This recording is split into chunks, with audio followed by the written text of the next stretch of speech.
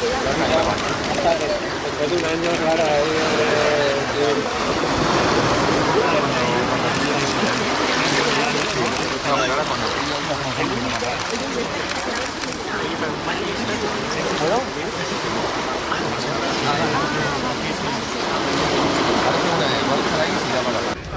bones notícies i podem ser referents en sentit turístic. Ara caldrà continuar veient què passa amb aquestes tortugues i totes les noves vegades que ens tornem a trobar. ¿Dónde van?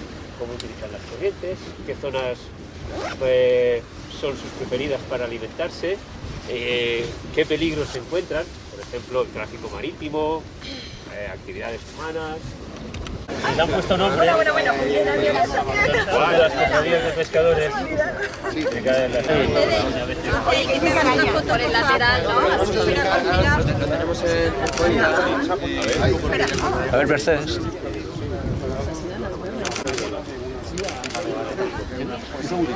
Qué bonito. Vayan ir soltando una a una, ¿no? Carlos, hostia, ¿dónde está? Carla, haz una foto y saca el micrófono. Algo así. Sí.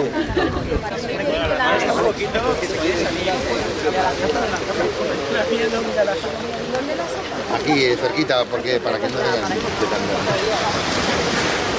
Pues si queréis aquí ya en esta línea, la sacamos de la caja. A ver, que nos falta una. Aquí hay dos más. A ver, que hacemos hueco. Vamos a hacer un momento. Mira que faltan dos. Vale. Ya apuesta, venga. Apuesta, Va ganando la tuya, Julia, va ganando la tuya.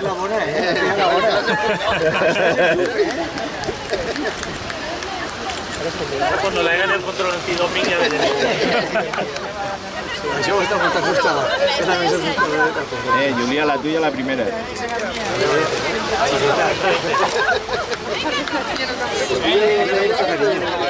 De Borriana. La Burriana ha ganado.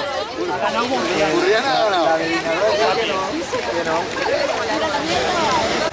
Ya, mira que está pitando ya, que la ha puesto rojo.